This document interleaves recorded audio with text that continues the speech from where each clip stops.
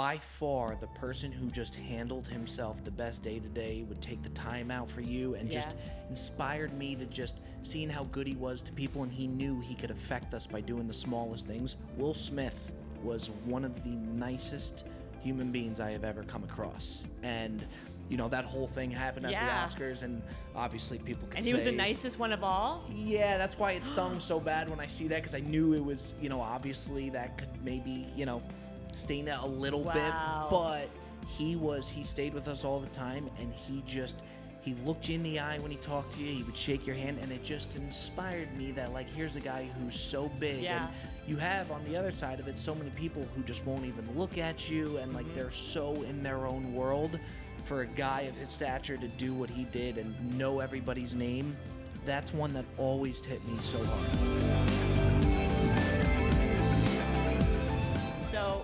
So this is I have a real treat for any guy who's listening to this podcast, because we have, it's so funny, Robbie Berger. First of all, I have to say, you remind me so much of like the Anchorman Will Ferrell, just the way you have like the names. I know. So let me just say this, okay? So his name is Robbie Berger. He's AKA, otherwise known as Bob Does Sports. There you go.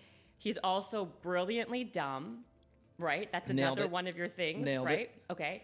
And but he has like Breezy Golf. He has like, he's just kind of like the guy of the moment for sure. For any guy who's 18 to 80, okay, let's put that out there. He's the guy. People are obsessed with him. Full disclosure, I know barely anything about this person. No problem.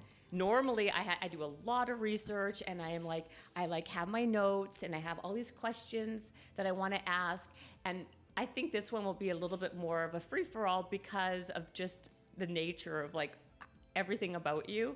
My husband thinks you're amazing. My guy friends think you're great. I think this is like, I'm like super excited to have you on this. I like the free-for-all style. The free-for-all style might end up being better than not having, than having it ready to go. Maybe That's better true. That you don't know much about me. That's why Jen? I don't want to know much because like I feel like just from the ether of what I hear about you, there's so many moving parts. And like, even when I tried to research you, it was literally impossible. There's a lot going on. There's a lot going on. Like, there's like, every time I went on your Instagram, that was the Robbie Berger. So that's the brilliantly dumb side of things. That was okay, so can you start from the beginning? Who the hell are you? Yeah. It's a good start. I like that. Exactly. Thank you. Good start. Okay. What's your name? So my name's Robbie Berger. Okay.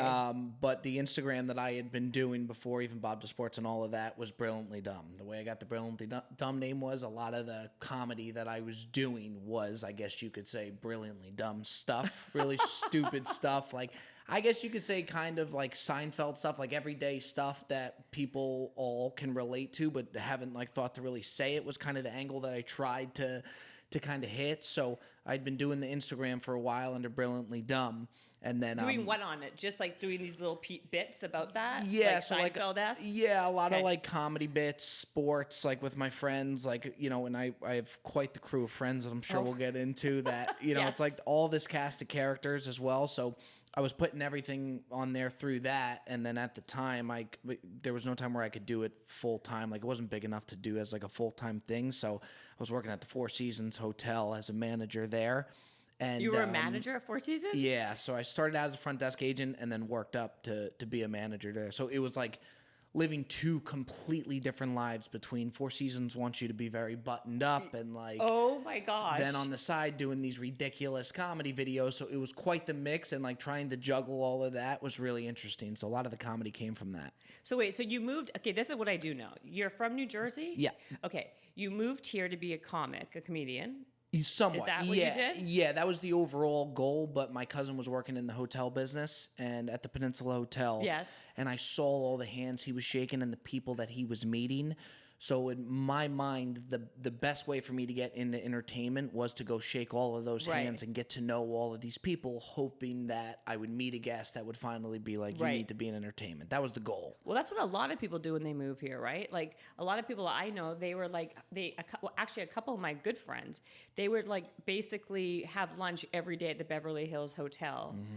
To meet certain people, and it worked out for them. Like, they actually ended up meeting like the right people. Yeah. And then like a lot of their things that they were trying to like do, it actually worked because of Beverly it. Hills Hotel is the home of like the $35 pancakes. 100%, Yeah, exactly, right? It's true though. There is, that was always my thing, was you surround yourself with those people. And for me, the best way that I knew how was to get into the hotels at the time. Totally. And then the people that you meet from there. Same thing now, like going into the golf world, something that I noticed as well, and I'm not a member at a country club yet. I want to be, but like if you could even find your way to get into a country club, like the people that you meet in Yes. that, whatever way you could kind of squeeze your way into something like that, obviously, you know, it's not easy. I'm not one yet, but like just being in those situations, you never know what's going to come from that. So hotels was the easiest route for me to get into that type of circle. Totally. By the way, that's why even like at Harvard and stuff like that, like people go to, not even like you want the education, but it's the alumni, right? Like the Sure. people, once you're like involved in a certain social circle, that's how it's a conduit to all these other opportunities, right? Yeah.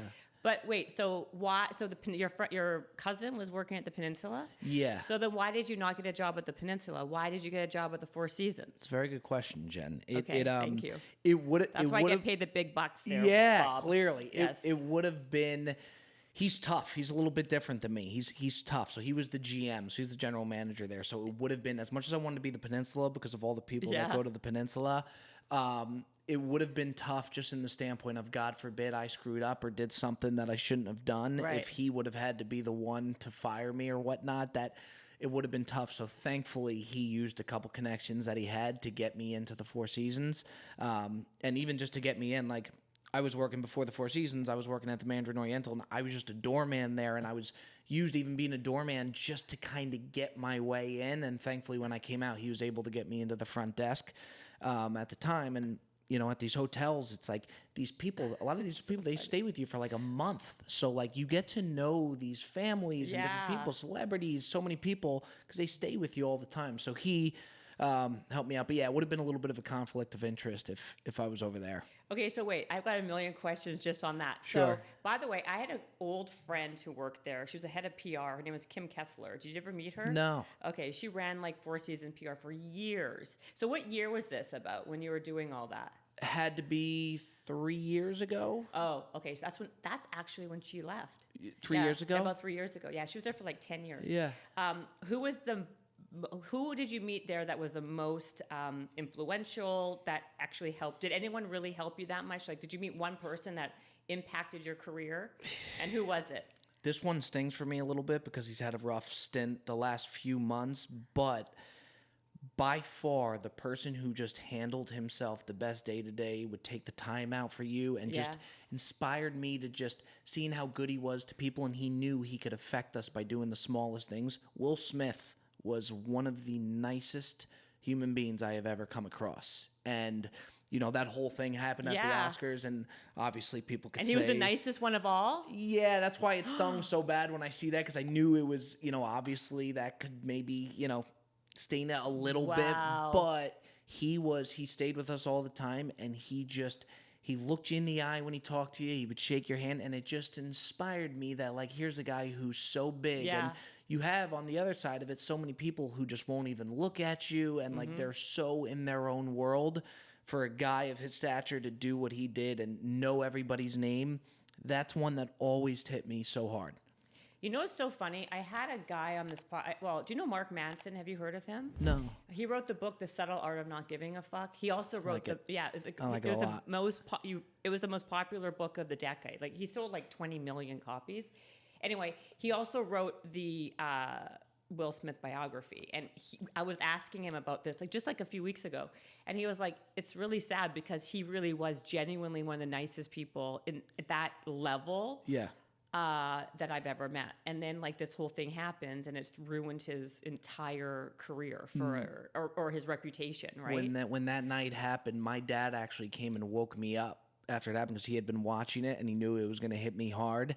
And obviously I was so shocked when it happened, because it's so unlike with him. But I just felt bad, because you know what, he really messed up, and I think he'd be the first to tell you that. But just knowing him the way that I did and seeing what he's done for me, it sucked for me, and I'm pulling for him to, you know, get it back on track. That's terrible when that happens, because it's like I totally feel what you're saying, you know. especially if he was so nice to you. And at the same time, you can't deny that what he did. It just brutal. It was off. There's no denying it. It's brutal. Yeah, and there's no way around it. No, you know, like you cannot. That's what sucks. You can't even like point your finger to this or that. Like he messed up. There's no other way beyond. to say it. Yeah. Did you have you watched the Chris Rock special that just came out? Yes, and boy did he go in. Oh my God.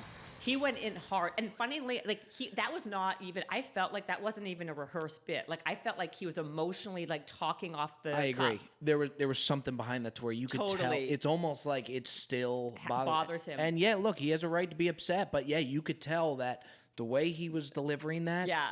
It still hit him. That was not a practice bit. Like I think part of it may have been like practice. I totally agree. Right, and then when he started talking about it, he was just like he got just as mad as he was back then. Yeah.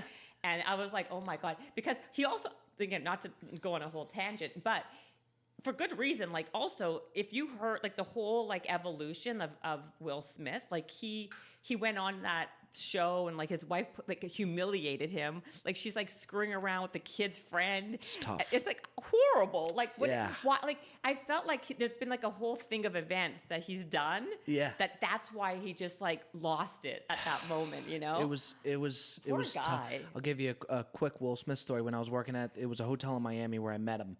And then another hotel that was opening up recruited. You were also at a hotel in Miami? Yeah. Oh, God. And which one was that?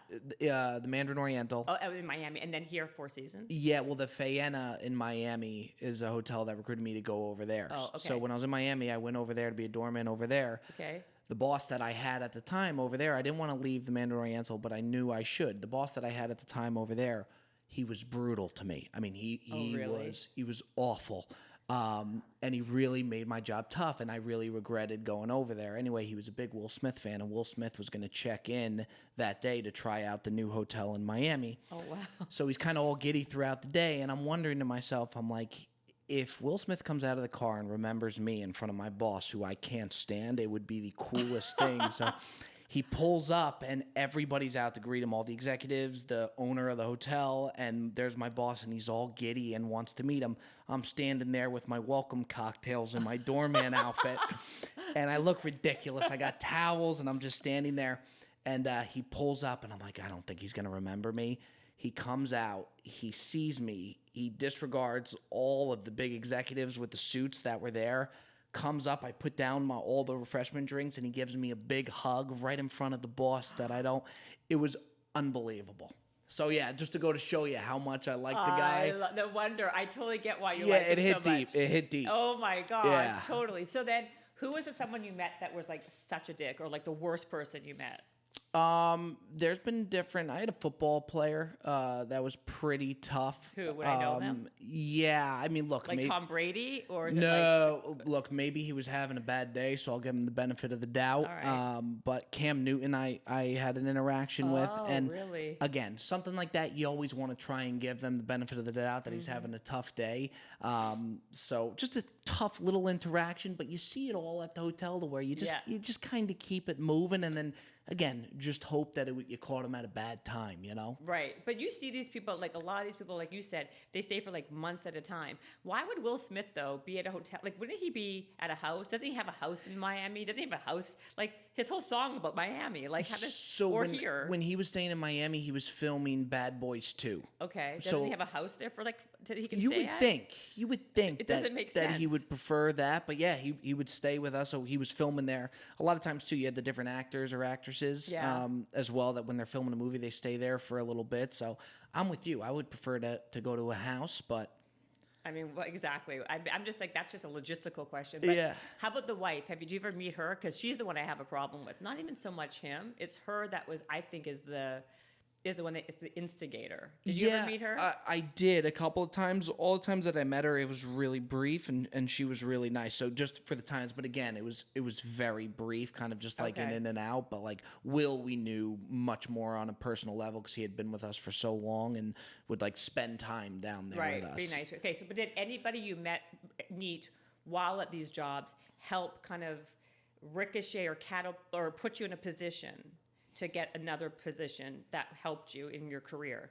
Because like obviously you're not doing that now, right? So we're gonna I want to hear about the evolution of how this whole thing became now this, but Is there someone that helped you?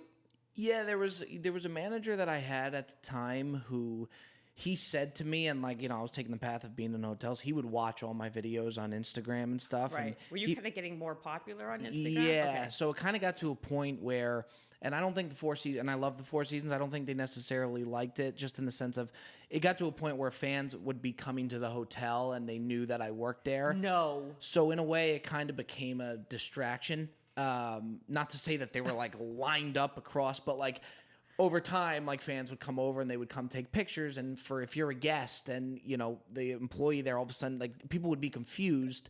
And then when I was a manager, I had valeting their car. Yeah, they were very confused. And then I had about 50 employees under me when I was a manager because I ran all of guest services. So the employees as well, it was weird for them to where they didn't really know what was going on. And then it kind of caught on to where they're watching the videos that I'm doing. So it kind of became tough to juggle both. But that manager said to me, he's like, you're not going to be doing hotels much longer. There's something like you're not going to be doing this much longer. I was like, I agree, but I don't know when that time is going to be. Oh my gosh. Yeah. Okay, so what was you said 3 years ago that you were at Four Seasons? Yep. Okay, so how long, when did you quit? So I quit. So I had been at Four Seasons. I would say I started 5 years ago, and I quit 3 years ago. So you were there for 2 years. Yeah, I was there for 2 years. So not too long. Okay, and then how long were you in the Miami ones for? That was a while. I dropped out of college, and oh, you did? Yeah, and did the hotels full time. Okay, how old are you now?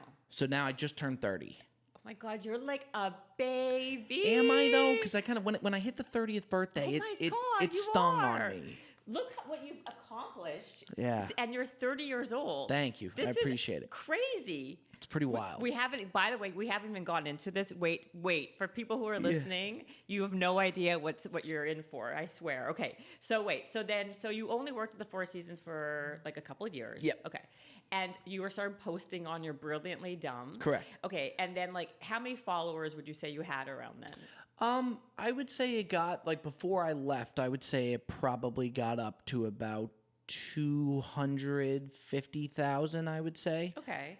But were you making any money? Do you have any brand deals at this point? Or you just had a lot of people who thought you were the engaged audience? Yeah, so I was. Not enough at the time to leave my job. There was side money, there was some brand deals coming in here and there, but what I did for the podcast, and it really kind of ramped it up, and it might be a little bit ridiculous.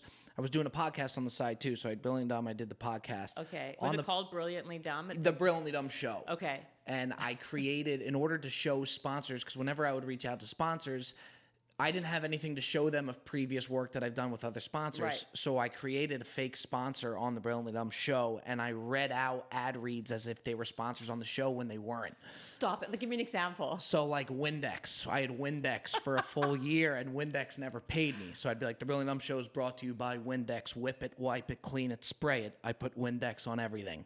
And I did that so that I could show other sponsors that I had worked with Windex. I never worked with Windex. So for a year, I was doing that. Oh my God, yeah, I love you. Are you serious? Yeah. So I did that. And it's like a running joke now to where even all my friends say that Windex sponsor. But it helped me for the Brilliantly Dumb show. It helped me actually get sponsors moving forward. Did Windex ever contact you? No, I don't think they cared enough. You know no, what I they mean? don't care. But say even to give you a real sponsorship. No, it would have been nice. It would look if I ever get a Windex sponsor, I would take it regardless of what it is, just because it's come full circle. 100%. Yeah. Why did you pick Wit? Just because it was just funny. It was funny. It was so ridiculous, so and it was so before. It was the dumbest thing of all time. It was brilliantly dumb. Yeah, that's exactly. Yeah, it really was. It was the dumbest thing of all time, and I don't know why. You would think I did anything else but Windex. And but yeah, it actually helped when I would go to sponsor. I'd be like, yeah, we've had Windex, so I want you to get on board. Windex is reaping the benefits, so yeah. Oh my! And how many listeners did you even have at the time? On your podcast? I would say that it averaged about 7,000-8,000 an episode, and it's grown, but at the time it wasn't a crazy amount. So who was your actual sponsor? The first one you got? Because of the Windex? The first one that I got was Yamaha, their speakers. So That's a big one. yeah. Yeah. I think they thought, you know what, Windex is so Exactly. big, we might as well get it. Yeah, so sorry, Yamaha, if you're watching. That's a great tactic. I know, it's bizarre. That's a great tactic for this podcast. That is hustle. Okay, first of all, so I was thinking, what am I going to, I mean, there's lots to talk with your business stuff, but that to me is like so smart, and like that is basically putting you in a position to win, I think. Yeah. And like you're creating your own opportunities. There was always, Love it. no Love pun it. intended, there was always like a side hustle to it. And like, I just, it was like, for me, it was like whatever it took to get out of doing hotels and get into that, I was going to do it. I love that. Yeah. Oh my God. Okay, so then you're now still working there, and then what you said, 250 or so thousand? Yeah, at the time. Okay, but you weren't making money yet, or was Yamaha paying you yet, or not yet? They were. It was all like one-off side deals here and yeah. there, so nothing that was going to get me out of the hotels at the time. So even when that manager said that to me, because they even had me on the overnight shifts as well, which was just running me down, and wow. like it was awful. Like you work from 11 to 7 in the morning. You go back, you wake up at like 3 in the afternoon when everybody's finishing their days at 3, and it was starting to wear on me. So I was starting to get a little bit frustrated, and he kept saying to me, "You are not going to be here much longer," and you know he was right. So what was your first gig? So then you leave what was your first job after the Four Seasons? So I was always a big fan of Barstool. Barstool Sports was always my dream to end up doing that. I'm surprised you're not. Well, now, I mean, we'll get to that, but you're not even there, which is, you are, everyone, by the way, just side note, the couple people I was telling that kind of was like familiar, they're like, oh yeah, like he reminds me of like the new Barstool. Yeah. Yeah. Yeah. That was always, Barstool was always my thing. Yeah. And it's pretty great. So towards the end of my hotel career, this girl that I followed on Barstool, I really like, her name was Liz Gonzalez, and she did a show, and she ended up filming the show at the Four Seasons. Okay. So I had to take her up to the room that they were going to do it. I had to escort her up, and I said, you know, I got this Instagram page. I've been doing it, you know, for a little bit. I'd love if you could take a look. And I said to her, I really feel like I'm going to end up working for you guys one day. And she couldn't have been nicer. You could tell she like wasn't going to look at it. She had a lot going on that day. But what did she do at Barstool? She was a host. She's not there anymore, but she did a host. She was a host, and she was one of the bigger names there. She was really good. Oh, okay. So she had an athlete that she was doing the show with at the time, and she said, yeah, like keep pushing. Like I'm sure one day it'll come or whatever. She ends up leaving, and a month later, I got a DM when I came back to my office. I got a DM from Dave Portnoy of Barstool Sports, and you know, said, "What's it gonna take to get you to come work for me?" And then it hit me. I was like, "Wow, I'm not. Here we go. Like it's time." So what happened? What happened? Why didn't you So go? he wanted me to. So he actually himself DM'd you. Yes. That's hardcore. Yes, and that was always my dream, Jen. Like that was where I wanted to go. You asked any of my friends, like that's where I was going to go, was Barstool. So when he messaged me, it was almost a no-brainer, but a company called Bro Bible reached out to me at the same time. Horseneck Media is behind them. They're called Bro Bible. And who's buying them? Horseneck Media is what they're called. They're like a media company. They have like a lot of blogs and called stuff. Horseneck? Horseneck Media. Horseneck Media. Okay. And yeah, like Bro Bible's their main page. One, yeah. And the thing with Barstool was Dave wanted me to. I just moved out. I'd only been out in LA for 2 years. Then I had a 1-bedroom apartment I really liked, and I had this crew of friends. Joey Cold Cuts, we mentioned, like these ridiculous cast of characters that I was so close with and was helping me grow my channel. And that, I mean, we were like, I had to have them to where he wanted me to then just move to New York on a salary that, look, I wasn't asking for a ton of money, but like for a salary that at that time, leaving to go to New York with how expensive everything is there, I would have had to get roommates and I would have had to change a lot of, you know, my life to go over there. How much did he offer you? I don't remember what it was. I think it was like 65,000. That's it? Yeah. To move to New York? That's a thing. And it was, well, look, you know, the thing is, too, at the time, you're doing something for me. Why I would have been able to justify it. It's something that I love to do. So at the time, it's like, okay, if it's 65,000 living in New York, that's not ideal, but I'm doing something that I love to do to where I can make it work. this company, Bro Bible, offered me to where I could stay in LA and I could stay with my friends, and they would kind of let me run wild. Barstool wanted me to be in the office and stuff. Oh, yes. So you don't have the same type of autonomy that you would have. Yes, and it was one of the hardest decisions I've ever had to make, because I'm thinking to myself, I'm like, I'm turning down my dream. Like, Totally. what am I doing? And honestly, it ended up being the best thing I've ever done. And no disrespect to Barstool, it's just having the freedom to kind of experience and explore what we were doing in that realm changed a lot. So what did they allow you to do? Bring on your gaggle of friends, basically? Okay, name your friend. Okay, so go through these friends of yours. Joey Coldcuts.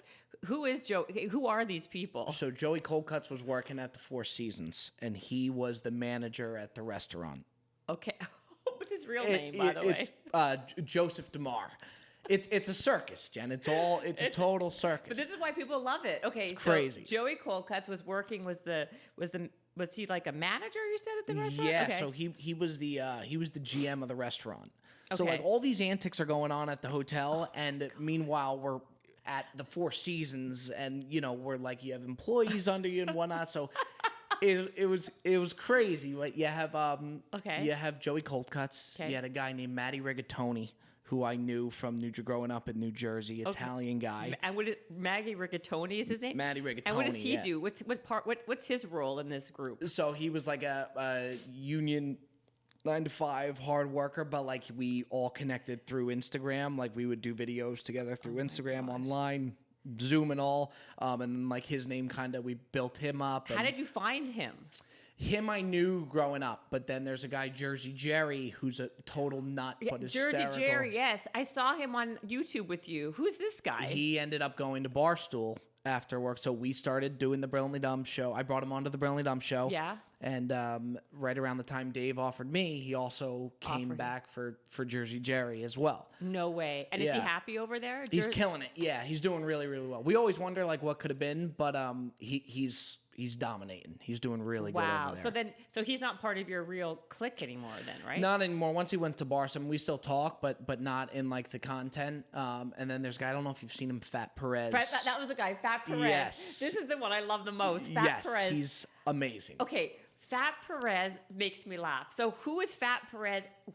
By the way, it's hysterical to watch this go down and just because it really is. There's so many moving parts to it. I told you, that's why I'm so excited to have you. Yeah. And I didn't want to know I didn't want someone to break it down for me properly, because then the authenticity is not there. I'm loving just watching you go through this is awesome. It's so fun. Okay, so Fat Perez, is he like your right hand? Is he like your main guy? Or is Joey Coldcuts the main? Coldcuts I knew longer. So me and Coldcuts really started Brilliantly Dumb together. He was didn't start Brilliantly Dumb together, but he helped ramp Brilliantly Dumb up because he formed into this character. So he wasn't like this before in real life? No, he was. That's the thing. All of these guys, which is the craziest thing, and I think why it works, is exactly what you see. I mean, you could even ask like Noah, he's met us. It's all the exact thing. And I think if we weren't, it wouldn't work. But yeah, Coldcuts is like this crazy Italian guy who's a character. But the Joey Coldcuts name, like we built up, and then Fat Perez came aboard as well. But Joe, to answer your question, Joe was with me like at the Four Seasons. Fat Perez came a couple years down the road. Okay. Oh my gosh. Okay. So when you say like as a gaggle, like is it kind of like the Entourage crew? Like you have Turtle, you have the whatever what Adrian Grenier, what's his name, Vinny, who also was on this podcast. But like, did you guys all have a character? And you guys all kind of entourage together? Like, do you guys do everything together? Like build it together? Like who does what? Like, are you the visionary? Is this one the marketing? Like, tell me what people do. Yeah, it's a good question. Each of us, we all feed off each other to where each guy brings a different part to it. Like, for example, Fat Perez is the wild party guy, yet at the same time, and we have the golf show, he's an unbelievable golfer. And so he actually can golf. He's unbelievable. And with all due respect to Fat Perez, and he would wear it, he doesn't look like a guy who you would think would be an unbelievable golfer, and he's incredible. Is he very overweight still? Yeah. Sorry. I mean, look, his name is Fat Perez, where he owns it. I mean, he takes it on the chin. Yes. To answer your question, yes, he'll be the first to tell you. Okay. And again, he's like this enigma. You watch him; he's an unbelievable golfer. Joe brings a little bit of a difference where he's kind of like a crazy off the rails kind of lunatic to where like he's got a really rough temper and he could just go off at any moment.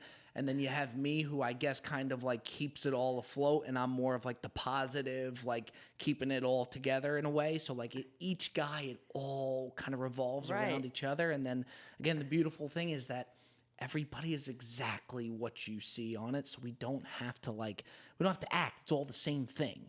It's unbelievable. So then, what do you guys do as a group then? Like, how did you guys grow? So you have this Brilliantly Dumb, and you're doing bits on Instagram. Yeah.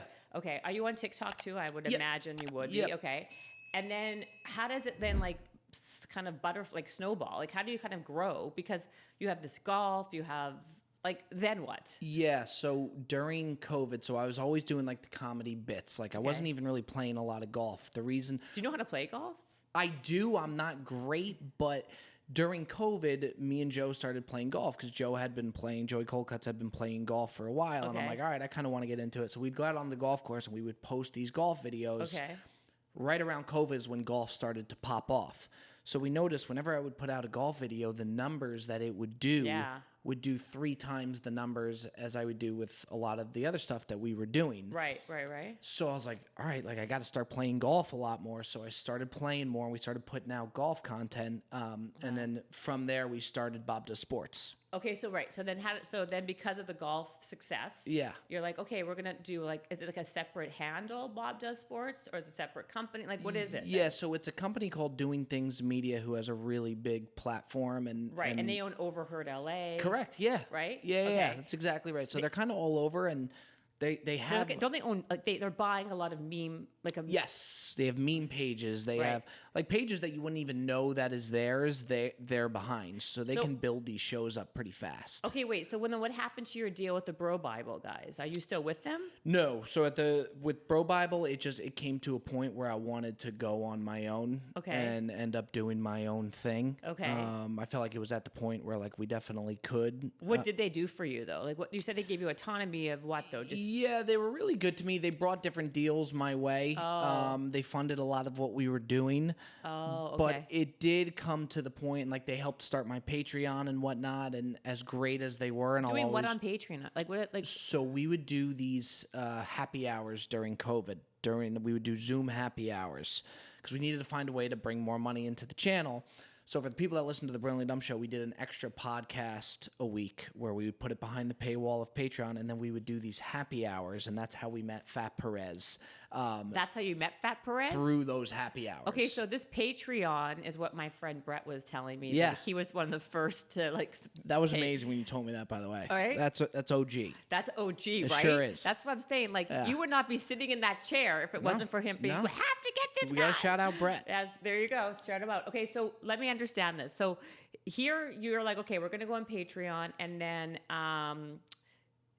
you're charging people how much to do this?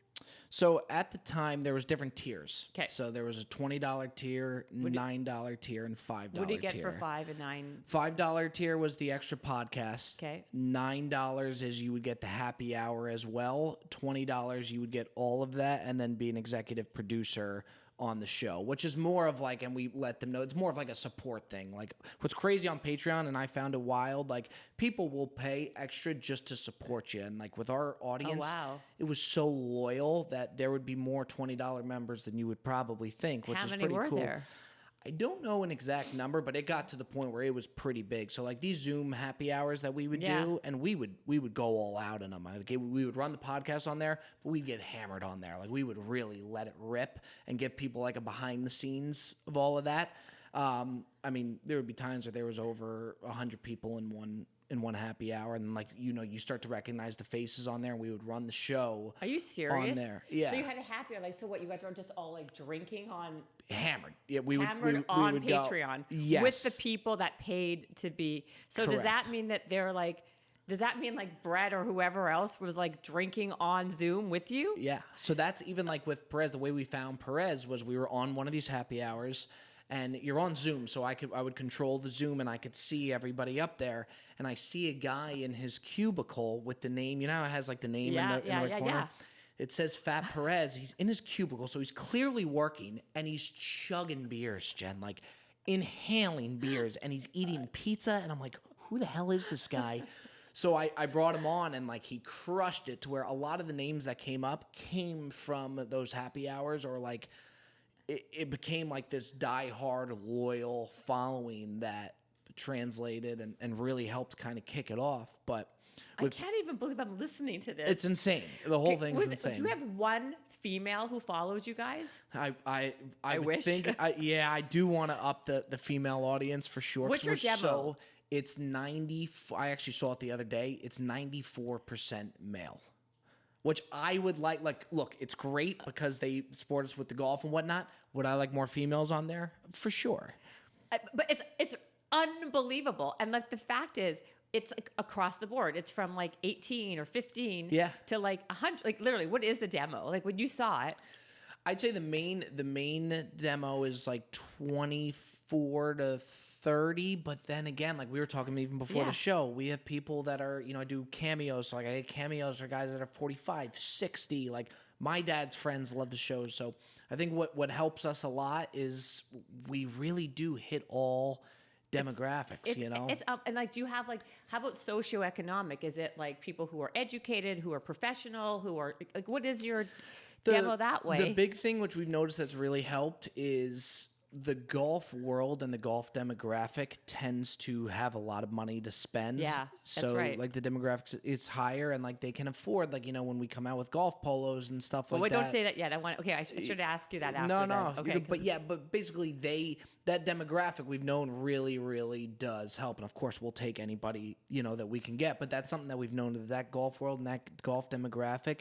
helps so much, and it pays to really have that golf audience. Well, that's okay. So then you said that what happened was so I was like getting excited and getting ahead of myself. But when you were with the other people, they were helping you with the Patreon and all that stuff. So like, so then you have this Patreon, all these different levels, and then you decide to leave the Bro Bible people. Were you guys making enough money with Patreon? So it was that the Patreon's really what helped it, to where I was like, I don't necessarily need Bro Bible to do this Patreon, but at the time, and there's like another wrinkle into it, I got an offer from a company who wanted to just have the podcast where I could own the Patreon. I could have all of my stuff to the side, and they would solely just have me for the podcast and can help ramp me up for the podcast. Which one? What company is that? It's a company called Action Park Media. Action Park Media, okay. Yeah, and unfortunately, when I got over there, and they were willing to bring Jersey Jerry over and have him do that as well, so it meant a lot to me, but when we got there, we realized pretty fast that it was not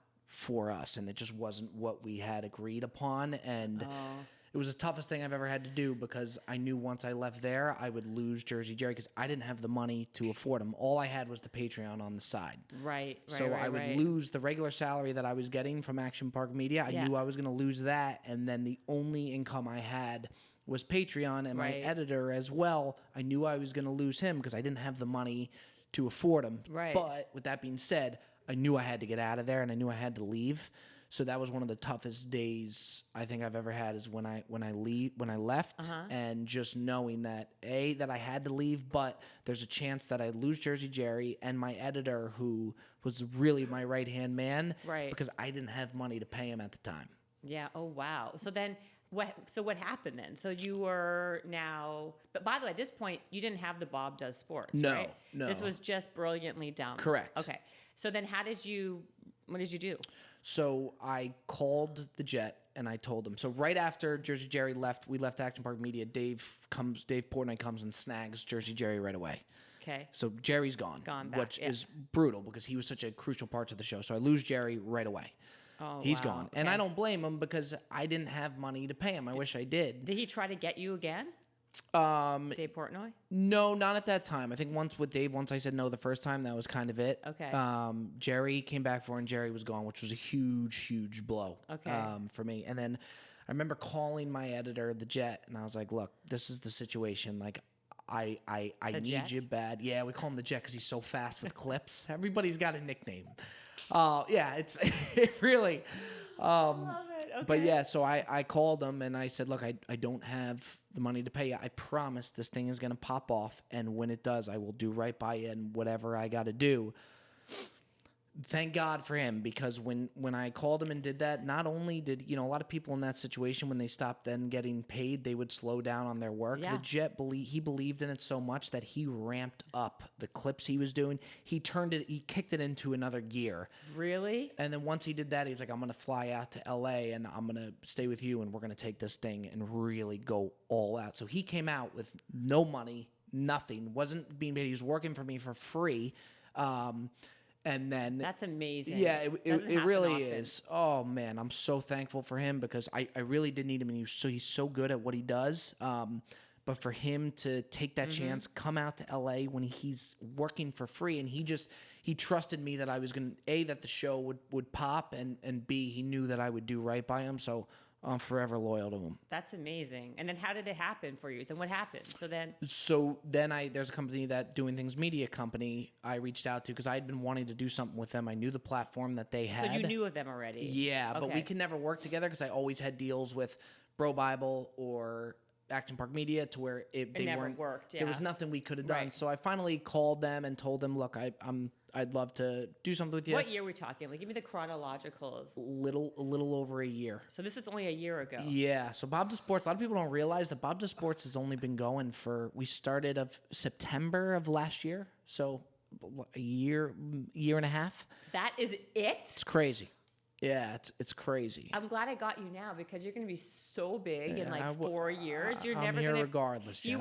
you wouldn't even answer my text message I in 2 wouldn't years. say no to you. That ain't true. I wouldn't say. I'd be here for you. Oh my God! But by the way, I can see why people like you. You are so likable. You are Thank so likable. Thank you. Like, your energy is so lovely. Appreciate it. And your smile, and it's like the cadence in your voice. Like, now I'll definitely come back in a few back. years. Yeah, no, I'm hooked. I'm in. You're in? Okay, I'm in. good. Thank yes. you. Okay, good. Because you have a very nice way about you. Thank you. So then, how did you kind of then what happened? You called Doing Things Media. Yeah. They owned like the Overheard LAs and all those. Yeah. What else do they own? They have all these accounts. They started a show called All Gas No Breaks, which was huge. Do they have a dating one too? They probably probably do. I do. think that's what... Recess Therapy is another one that they have. I That's heard of that really, one. really Okay. big. And then again, they have all these Instagram accounts. There's an account like Shithead Steve, Yeah. drunk people doing things. They have all these accounts across. Yeah, it's Shithead crazy. Steve. Yeah, that's literally the name of the account. It has like millions Of followers. There's another one that's similar. It's not Shithead Steve's. It's another one that it's like. They have so many. It's insane. But yeah, they had the ability to really blow up the show. So they funded the show, put everything into the show. Okay. In what way? When you say they funded the show, tell people what that means, because I think that people don't understand that. Like, Yeah. are they giving you money for... Yeah, so travel to go. Originally, what Bob to Sports was going to be, it wasn't even going to be a golf show. It was going to be me going to different stadiums and these different games and kind of doing man on the street type interviews at the Super Bowl and all these different events. That's what they was going to... Oh, okay. That's originally what it was going to be. And then what would your other friends do, like the cold cut guy and the Fat Perez? He was still working at Four Seasons at the time, and until like a year ago. Yeah, so Joe maybe just hit a year of being out of work. Oh my God! Fat Perez maybe just hit 6 months of being out of work, and he's popped off, and it's pretty crazy. But they also then the biggest thing was got the Jet paid, the editor, the Jet paid. So and then they would fund us to travel to all these different stadiums, produce the show, cameras, everything. They funded all of that while also giving the platform to blow it up, to really get it out there. How did they do it? Like, what did they do marketing wise? Did they pay for digital ad spend? Like, did they put a budget towards it? Yeah, so they're so good to where they have such this big platform that they promote it on all of their channels, so they can really pop it off. Like Shithead Steve would promote it? Shithead Steve would promote it. All of these different channels that they have with millions of followers, they would use to promote it. Right. And that's kind of... cross-promote the stuff. Yeah, all of it. So that's kind of how they're able to pull a lot of it off. And they would be promoting the Brilliantly Dumb and the Bob Does Sports? Or what would they be doing? Because Brilliantly Dumb was separate, and that was something that I could do on the side. Oh, right, okay. Bob Does Sports was what we started bought. together. Okay. Yeah, and what they were investing into. Okay. So only Bob Does Sports. Correct. Okay. Yeah, only Bob Does Sports. Have a Day, the hat that you're wearing and that I've worn, it's over there. Yeah. Is that only a Bob Does Sports thing, or is that a Robbie Berger thing? Bob Does Sports thing. It's a Bob Does Sports Yeah. thing. Okay. So they have taken it to another So, and when we started then doing a lot of the golf stuff on Bob to Sports, that's when we realized, same thing with my videos prior, like this is what's hitting. The golf stuff is what's hitting. So we kind of just pivoted to doing just a golf show. So even though it's Bob Does Sports, it's only golf. Yes. And it always will be? We'll throw other stuff in there, but we almost kind of find it funny that like it's Bob to Sports, but all we play is golf. And I heard, okay, we'll get to that. I don't want to even, I get myself so excited here. Yeah. I'm not going to even do that. Okay, so here he is. Okay, Bob Does Sports, the golf thing. Now they're funding you to do all these things. Yeah. Then what happens? So they're funding to do everything, and it gets to a point where we start doing the golf content that Joey Coldcuts was literally, he would come and he would film with us in the morning for the golf, and then he would, at the golf course, put on his suit. So at that time, then, he changed over to Wolfgang Puck, and he was the general manager of Wolfgang Puck's restaurant called Cut in Beverly Hills. No. Yeah. So this guy is going and filming these ridiculous videos, like we're doing all these ridiculous different videos, and then he would put on a suit, and he would go work for Wolfgang Puck, and like, he caught it even more than me as far as it being kind of a conflict of interest because Wolfgang Puck, it's a Michelin star restaurant. He's in charge of the restaurant, and people are coming in asking for Joey Coldcuts. So I can't even believe this. It was crazy. So the show was popping off while he was still working for Wolfgang Puck, and so he's working. People are recognizing him. Like it's getting big. Did people talk when you guys were doing your stuff with, together?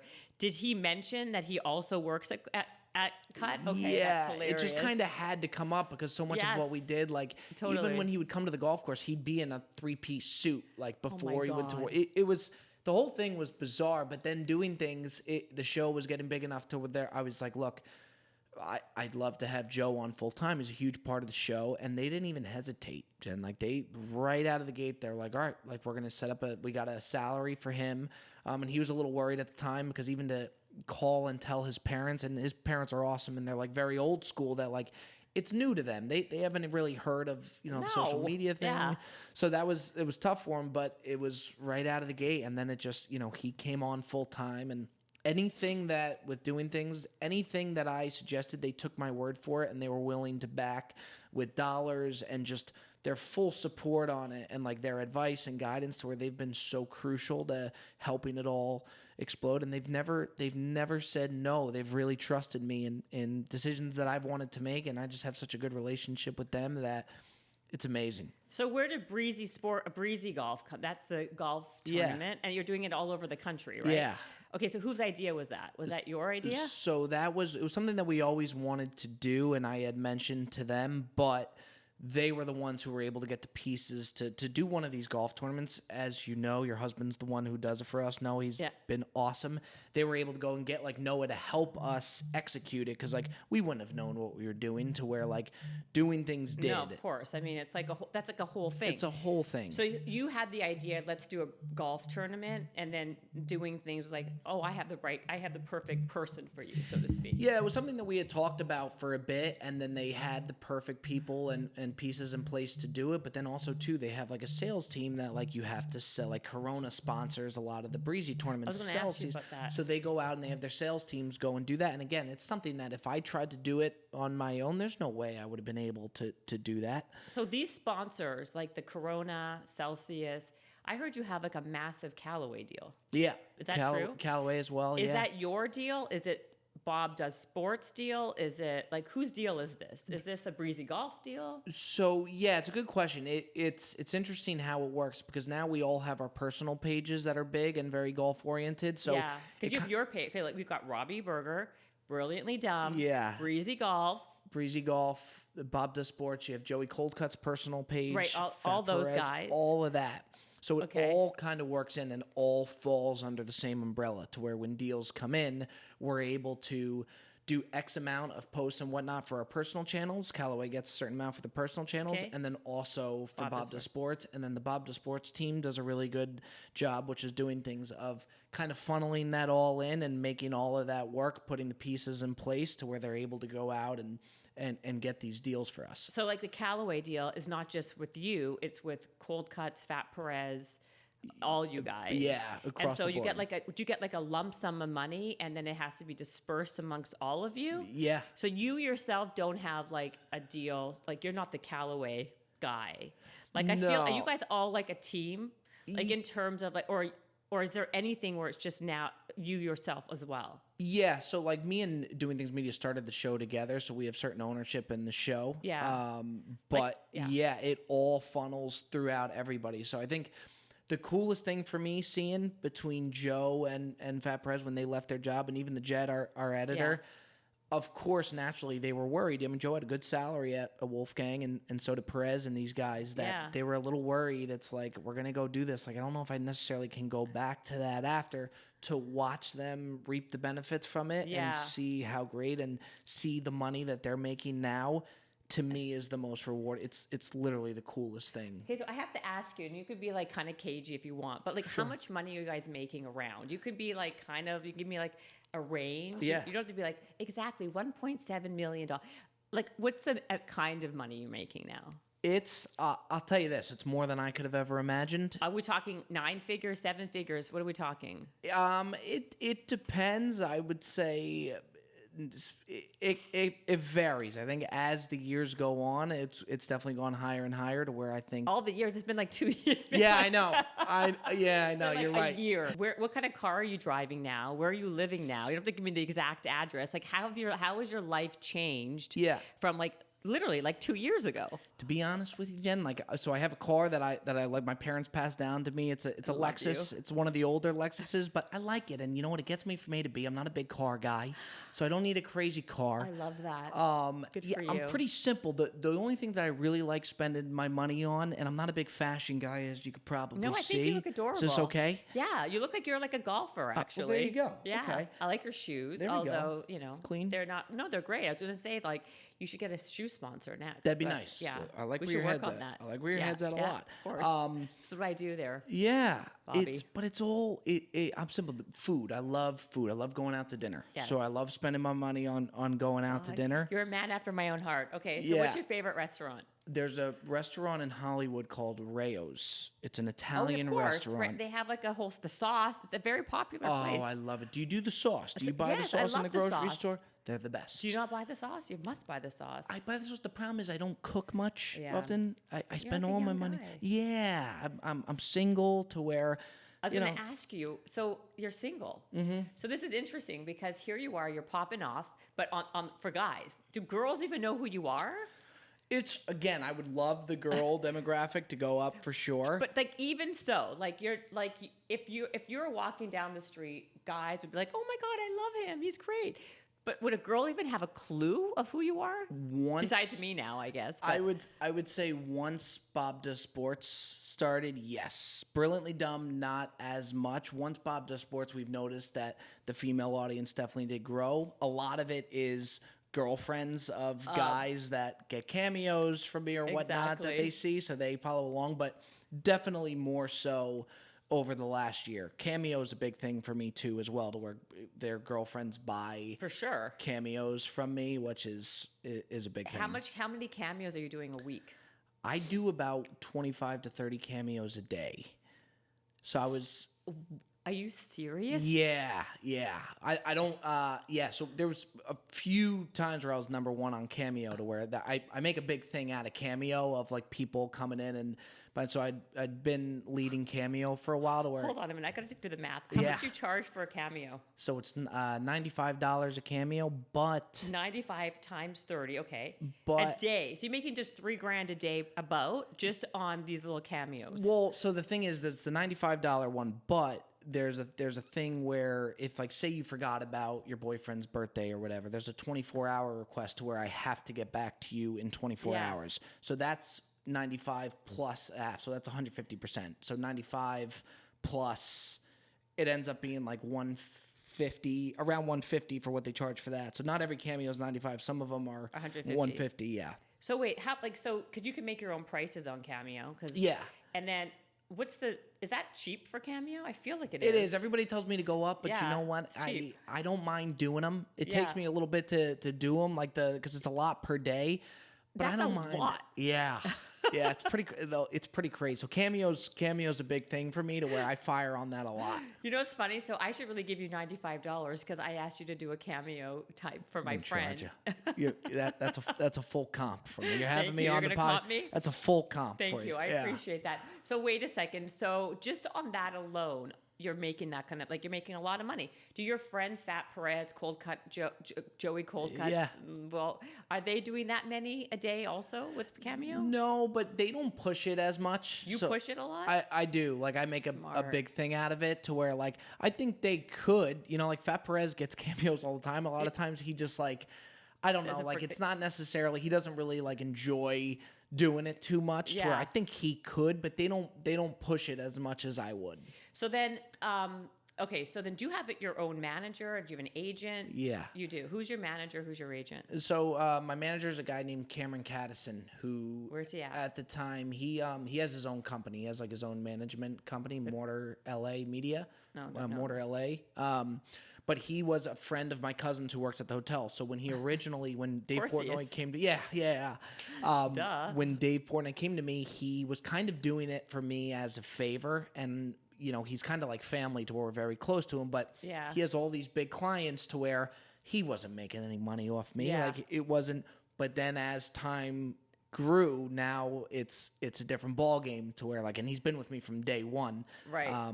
But yeah, to answer your question. Like as much as like 2 years ago, day one. Yeah, yeah, that's exactly right. Yeah, day one started in like 2020. Exactly, that's 2021. Exactly right. Exactly, yeah, right around COVID. Yeah, hilarious. Okay, who's your agent then? And then so I just recently have been looking into possibly doing agents. So I don't have an agent as of right now. Okay. So right now it's just manager, lawyer, and then a business manager, who's been awesome. And I never knew that I would need something like that, but that's something to me that was the most eye-opening thing for me of anything.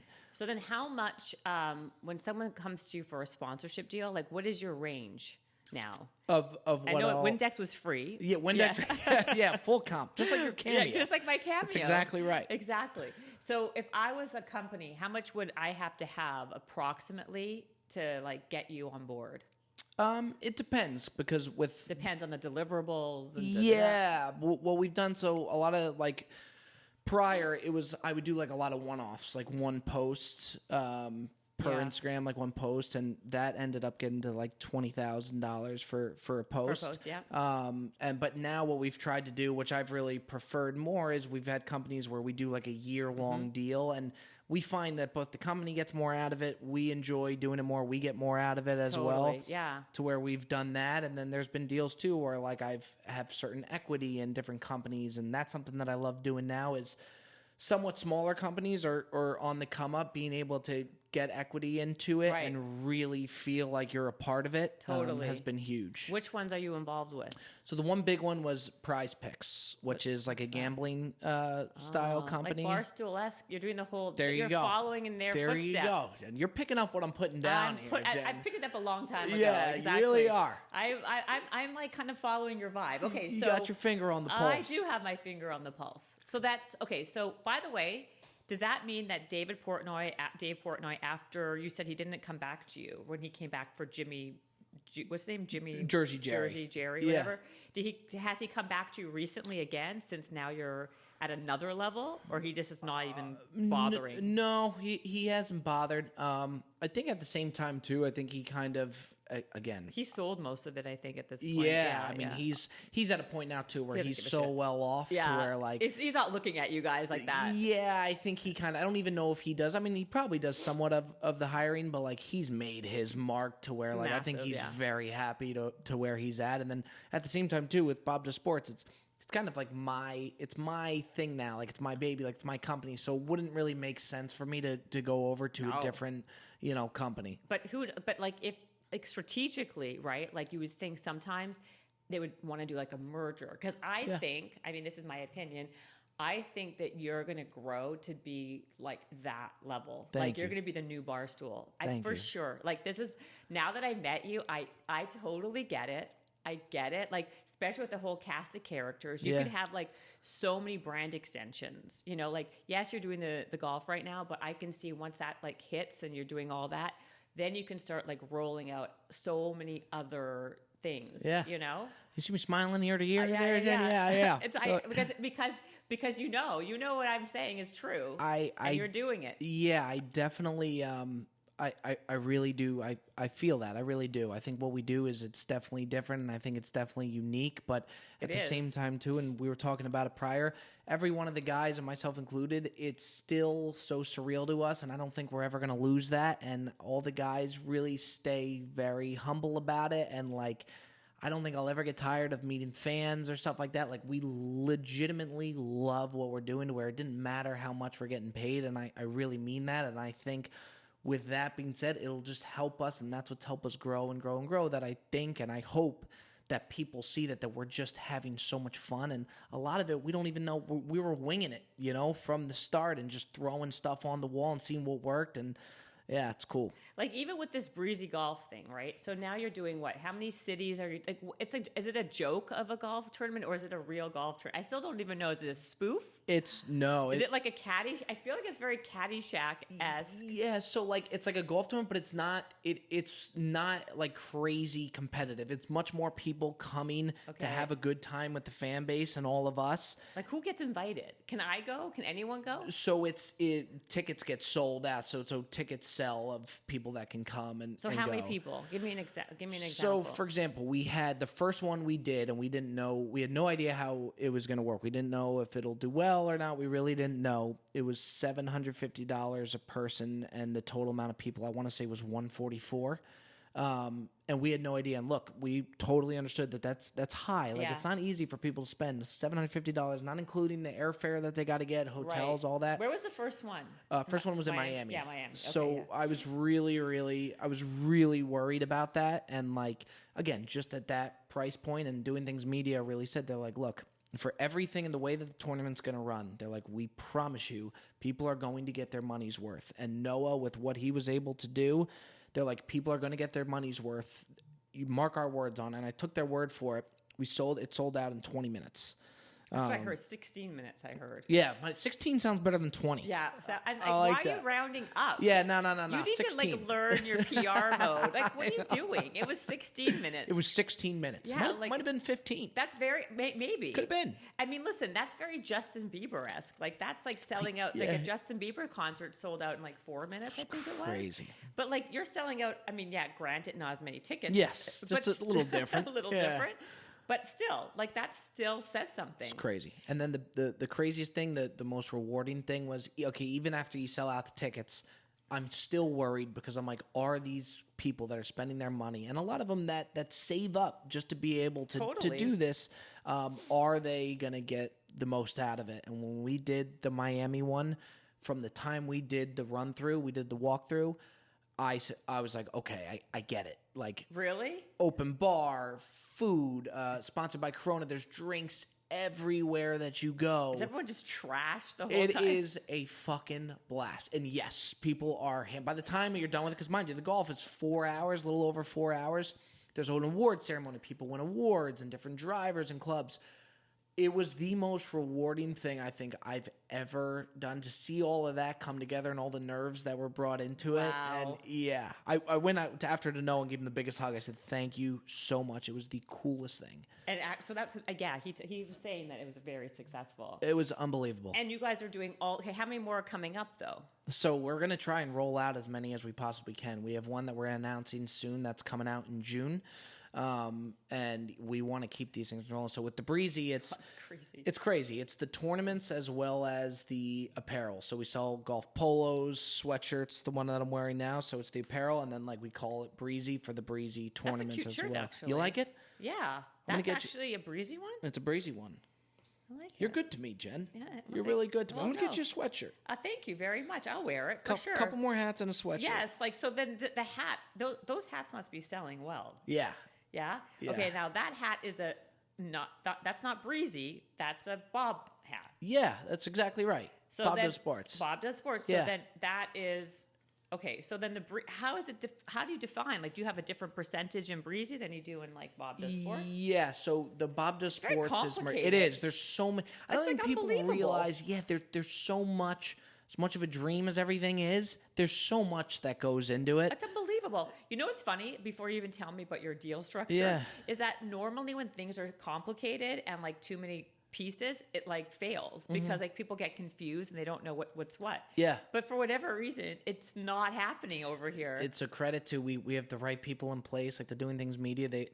We have such a good relationship with them, and I think a lot of these deals that you have, a lot of them end up falling through, like you said, and there's so much that goes into it. And with the guys, they're so unselfish, and it's such a close-knit group that I think all of it, although you have different hiccups and challenges, it really, really works. That's amazing. Okay, so then what's your percentages in all these? Not, give me a basic. Yeah, so, well, with Bob Does Sports, it was a 50-50 thing, and then there's so much to get into, like the Breezy thing and the apparel and all of that there's so much to put in, and Doing Things funded all of that to where, for me, with Breezy is 20%. Of Breezy. Yeah. And how about the other guys, Cold Cut, Fat Perez? Do they own a piece of this? So another great thing with Doing Things, they want them to be a part of it. Yeah. So as do I. That's a very meaningful thing for me to have those guys be into it and really be bought in. They're so bought in as is now, but it's best for everybody involved, myself included, that if I give some of my percent, they give some of their percent to the guys, it helps everybody. We want everybody. Yeah. So we're in talks now to get everybody a piece of it, which will be the happiest day of my life when that happens. Oh my gosh. Okay, so then how about the girl? Let's get back to the girl situation. So Sure. you said like you don't have a huge girl demo, obviously, but girls are now because of the Bob Does Sports, blah blah blah. So then you're not dating. I thought you had a girlfriend. I saw somewhere online I that did. you had a girlfriend. I saw that online too. It's amazing that's online. By the way, can you believe it? I saw that recently. By the way, that's what I saw too. And they put when we split, and that was wild. Because you're like famous now. It's crazy. That was nuts. See, I feel like, yes, you're so humility. You have so much humility now, but I really hope you stay this way. You say you're going to, but it doesn't happen very often. Yeah. I mean, you see it with a lot of people where it doesn't, but I'm confident You're confident it's going to stay? That it will. Yeah, I am. Okay. I don't see it ever changing. Because I think once you lose that, you're done. You're toast. Done. Yeah. Because I'm telling you, your likability is the humility thing is like, perfect. If you lose that, you really... That's it. I just feel like you're done after that, and the people will see that, and then we won't have as loyal of an audience as we do. Because I think it's like kind of funny how you can tell, like you're like, how the hell is this going on? Like you're like just as shocked as everybody else. That's true. We really are. It's and you can imagine the guys who were so recently just out of their jobs, like Joey Colcuts and Perez. They still can't rap there. It's surreal. It's crazy. Yeah. Okay, so then when you go, like, hey, tell me about the girl situation. Sure. Are you dating a lot of girls then? You don't have a girlfriend. Do you want a girlfriend or you don't want a girlfriend? Because why would you at this point? Yeah. Like, tell me, what kind of girls do you like? Give me all that. So the girl that I was dating prior, she was into the influencer type thing. Yeah. She was a golfer. She was a golfer. So she was big and she was awesome, and it was really interesting to me. How long do you guys date for? Like a year? A little over a year. Okay. Yeah, and it was definitely probably the most serious girlfriend that I've had. But what was interesting to me, and it ended up not working out, but to see the fans get behind us the way they did, because she was in a lot of the content and a lot of the podcasts that we did, and we were very compatible. So I think a lot of the fans really got behind us and enjoyed us. And I know a lot of them thought we were getting married and whatnot, and they really got behind it. It was great, and we ended on very good terms, thankfully. Then why did you break up if you were so compatible? To be completely honest with you, I think from my side, and she might tell you something different, but I think she would agree with this. I'm honest to God, I'm obsessed with what I'm doing. And I think she was at a stage where she really wanted to have a family and move in and speed things up, understandably so. She was a little bit older than me, which How old is she? She was 3 years older than me. Okay. So at the time, she was 31, 32. I was 28, 29. Yeah, you were like, I can totally understand. Yeah, and she would be so good with that to where, like, I really did. I mean, I thought that would be the route for us, but, like, I was so into what I was doing that I wasn't ready to make that step. And she understood that, 100%. She understood it, and it just was best. Like, I didn't want to hold her back because she wanted to go off, have a family and whatnot, and I wasn't there yet. And I just think over time, I got there, and I felt that we had so much to do on Bob Does Sports, and that was like literally addicted to that, and like it just I wasn't there yet, and so we just both knew that it would be best to split up. With that being said, the craziest thing for both of us, and we still talk, so we still talk about it till this day. Oh, you do? We could not believe the response as far as like when we broke up. It was like a public. I couldn't wrap my head around that. Like people messaging us all the time.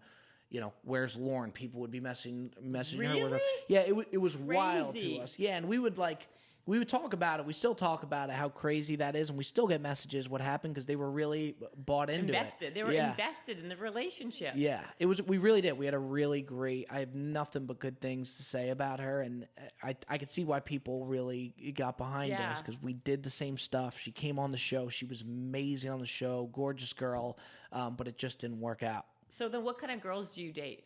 Or do you like to date? What's your type?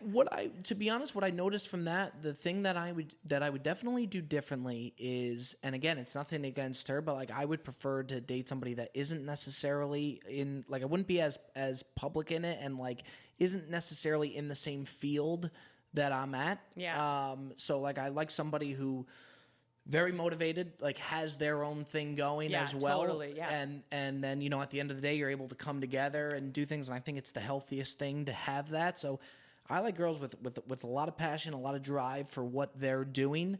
Because I know how driven I am in what I'm doing. And I think it really works that way. I love Latinas. Just going to get that out there. I heard you say that on the 3 minutes I listened to some like silly thing some interview you were doing. Yeah. I told you before. You said Latinas. Mm-hmm. You just love Latinas. Sucker what do you for like Latinas. about it? The fiery personality. There's a little fire behind it for sure. Yeah. Mm-hmm. I just find them to be very, very attractive. In what way? I love the Latina look. I know. What part of the look? I want you to say it. What do you like? I guess you could say like the darker complexion. Does that make sense? It makes sense to me. Does it? Yeah. It makes sense, right? Yeah. Yeah. Makes sense The to darker me. complexion, and like you said, they have fire to them. And the biggest thing too, I notice Latinas are very family oriented. Do you disagree? Yes. No, I don't. No. I don't disagree or agree. I'm like, I don't know. I feel like, are they? Because I don't know. The ones that I've met, the ones you know. Yes, very family oriented. From what I've seen, which is a big thing for me because I'm very family oriented, so right. I like but so that are a lot. Italians and Jewish people are family oriented. Yeah, I should say that there's not necessarily a race that you could say isn't very family oriented. There is some maybe who are not as family, but Indian, Asian. There's a lot of people who are very family oriented. The Indians are very much so. So I mean. So it's not. I don't think that's why necessarily you like the Latinos. You think it's the look? I think it's maybe like, do you like more voluptuous? Do you like more skinny? Like, what's your look that you like? I know you said darker complexion. I'd say in between. I'd say average size. Yeah, short, tall. Could be either. Either. Okay. Yeah, could be either there. I think more than anything, Jen, when push comes to shove at the end of the day, it's the look. The look, the Latina look. Yes.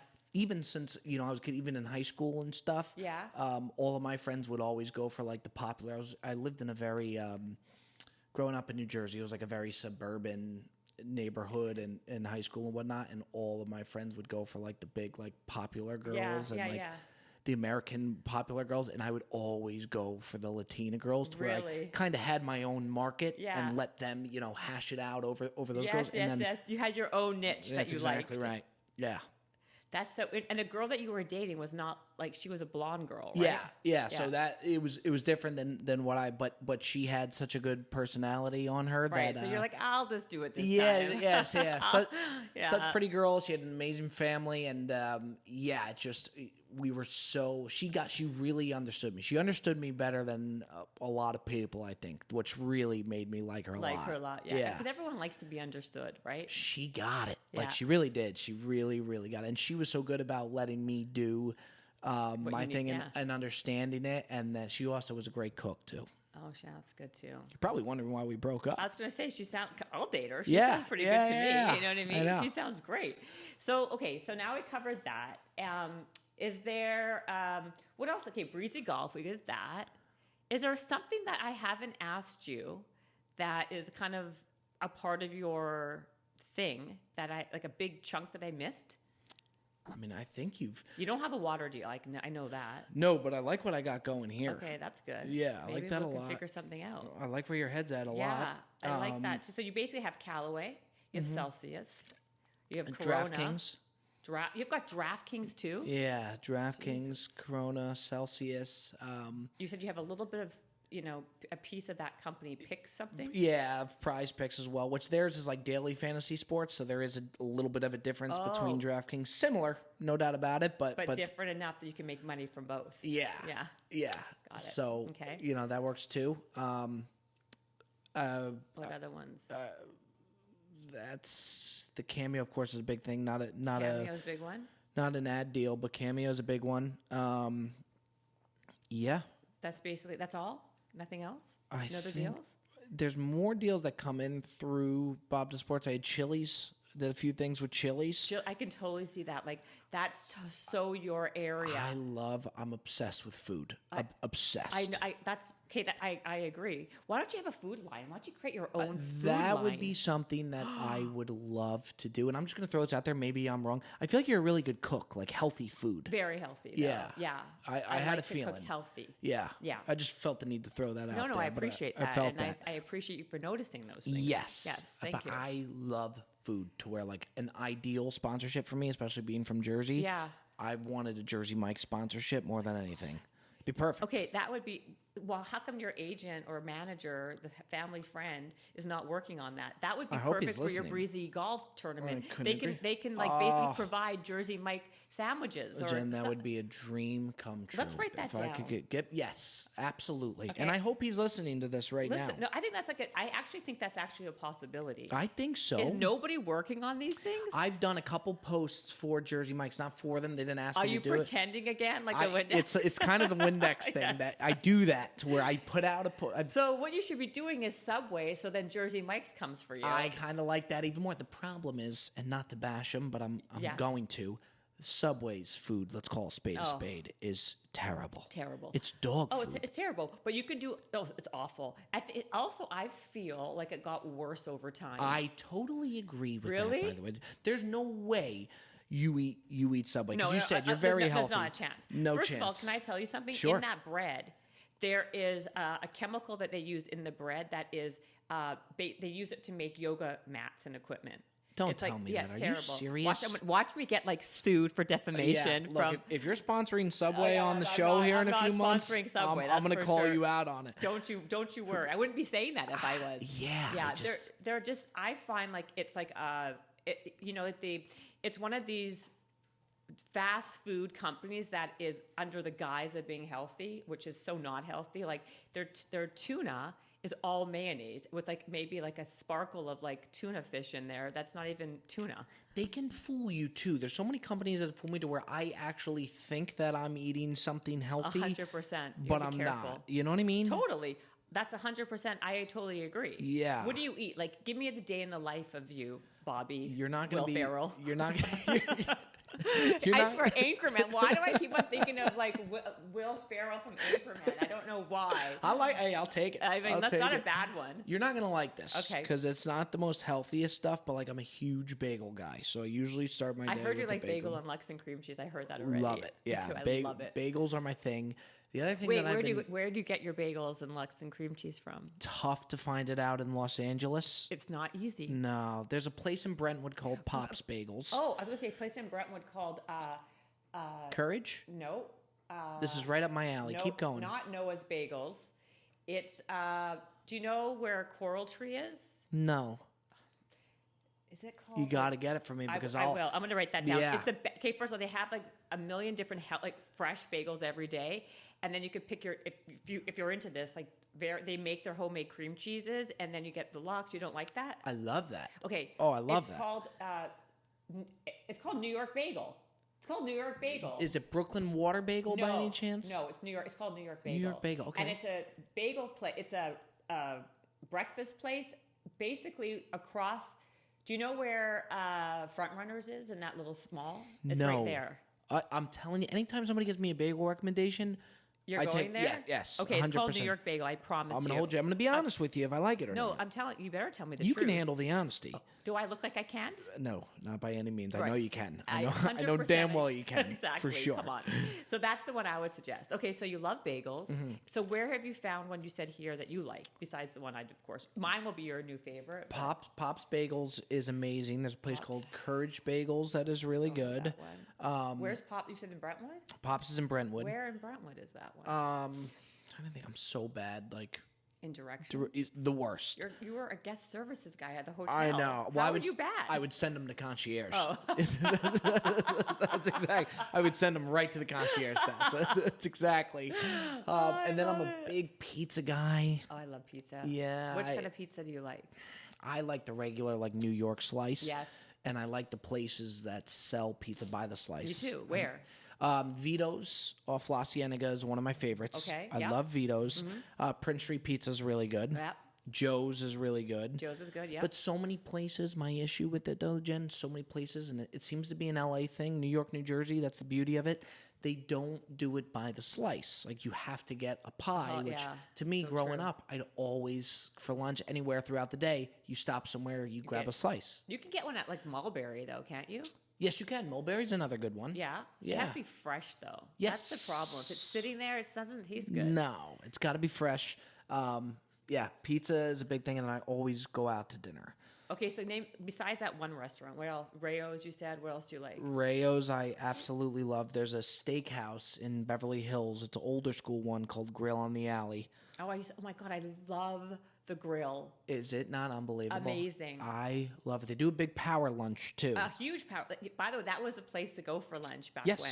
Yeah. Is it still? They have such like an older, it's like an it's old older school, yeah. Beverly Hills crowd. That's what it is. Every time I go, I'm the youngest guy in there for sure. Always, yeah. But I love it. So I go there all the time. I love their sourdough bread too. Yes. Yeah. So you are big on the Grill on the Alley. Yeah, I love it. It's so good. So I love steak. I love steak too. I don't necessarily eat very healthy, but I was telling you, the good thing I try and even it out by working out. That's good. Well, steak's not bad if you don't have like, because I'm a big protein person. You just can't have like the greasy potatoes. I know, and I always got to do the sides. Oh, yeah, that's the problem. I have to do it. I have to. I can't say no. I know it's hard. Yeah. But if you got to like do swaps, like if you're going to have this, then you can't have that. Fair. You know. Fair. Or like, okay, for in the morning, you said you work out now. So what is your like day to day? You wake up at what time? You eat what?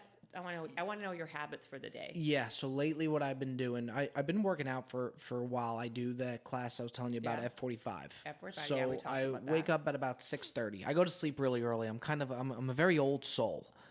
Maybe that's why I like you. You don't seem 30. You seem like you're like in your 40s. Yeah, I'm an old soul. I really am. I go to bed at like 9:30. Yeah, I'm out early. My friends know too. Like if they try and get me out, not gonna happen. No. And I used to feel bad, like they would guilt trip me. Totally. They know now. When I say no, I'm just not. I'm not going. Good. So are you a drinker then? Not really. Kind of. I am. Like when we go out to dinner, I could have dinner and sit at the table and drink all night. Like I love that. So yeah, I am a drinker on the golf course for sure.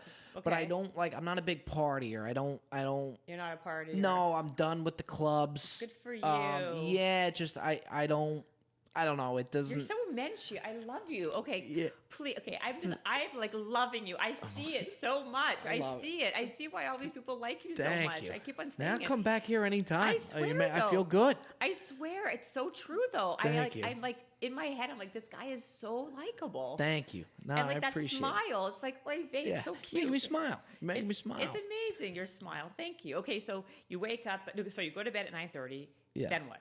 Yeah, I go to bed at 9:30. I wake up at about like 6:30, and then immediately go to F45. Yeah. So which one do you go? Not to watch. No, you're fine. There'll be a whole there's one in Hollywood that I go to. I used to live on the building above it, so I used to just walk down there. Now I moved, so Where do you live now? Right now I'm in West Hollywood. You don't have to say anything else, West Hollywood. Yeah. Okay. Thank you. I appreciate that. Thank you. Okay. Good save. Yeah. I'm right at number 2467. La Cienega. Yeah. No, but so I wake up, I go to the gym right away. And now it's at the point where I go so much that if I don't, I mean, I'm sure you know even better than me, if I don't go to the gym, I don't feel on. No, I feel off, totally. Yeah, I feel massive. Like, I don't feel good about myself. I feel lazy. I'm a little lethargic. Totally. People don't understand that, like, the gym, also energy begets energy. That excuse everyone always says, like, I don't have the energy. I don't feel well. You'll feel so much better, and you're so much more productive after you go to the gym. Crazy. Yeah, I've noticed that, and like I have to do it. I will take like one day off a week, but the reason everyone's like, yeah, but I don't like going to the gym. I don't like going to the gym either. What I love is that feeling walking out of the gym. I'm like the serotonin. I'm on cloud 9. 100%. It's the best. I agree with you 100%. Yeah, so I've loved that. I go to the gym, I go back home. I eat. What I've been doing lately is I go to this place, Joe and the Juice. Oh yes, I can't stop doing it, Jen. They do these tuna wraps. They're like paninis. It's like a tuna in the morning. I know. We got to work on your diet. I know. That comes at like 10 o'clock. And then, okay, wait. So that's the first thing you eat is a tuna panini? Is that bad? Yes. You laid on me. Yes. I thought that. See, to me, I think tuna's healthy. Tuna is healthy once in a while. Do you know? But there's a lot of mercury in tuna. You got to watch tuna because there's a lot of like you got to be careful. I love tuna too, but I have to pace myself because of all the mercury and all the there's a lot of heavy metals in that, right? Yeah. And I'm sure they're using it, Joe and the Juice. Like, are they putting mayo in it? Like a huge. I gotta ask them. It's avocado, and then I do a strawberry banana smoothie. Which is that okay? Well, it depends what's in it. That's a problem. See, that's the thing. To me, I think strawberry banana smoothie, I'm good. It's fine. Yeah. Yeah. But I'm not. It's not. I mean, I wouldn't have that as my first meal, but that's me. But you were sick to your stomach when you found out that I do tuna. I was thinking, it's a weird thing to It's crazy. Like in the morning at 10 o'clock. Sounds disgusting. I'm going to have a tuna panini. Yeah, it's like you just brushed your teeth and now you're having a tuna panini. Well, it sounds a little bit off. Like, wouldn't you rather have like an omelet or... This tuna's so good that no. Usually, yes. Do me a favor. Okay. You make a promise to me. Yeah. That you will go and you will just try that tuna panini. Okay. A, let me know if it's healthy or not. And B, let me know if you enjoy it. And I think you might understand it a little. You might get it a little more if you try it. I know how ridiculous it sounds. Probably is ridiculous. It kind of is, yeah. But you have to just do that for me one day. I totally will. But you know, even better, have you ever had the Carla Cafe tuna salad? I've heard about that. And the sandwich, apparently. Sandwich. Yeah, I've heard about it. It became very popular, like you did.